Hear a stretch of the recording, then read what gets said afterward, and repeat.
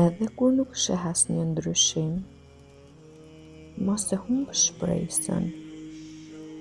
Një pemë nuk jep fryte sapo mbillet. Ai rritet në heshtje dhe dhën rrënjët në errësirë dhe pastaj del në dritë. Ashtu edhe ti, po forcohesh në heshtje, në nënvështrimin e Zotit. Durimi yt po shkruhet dhe shpërblimi po të pret.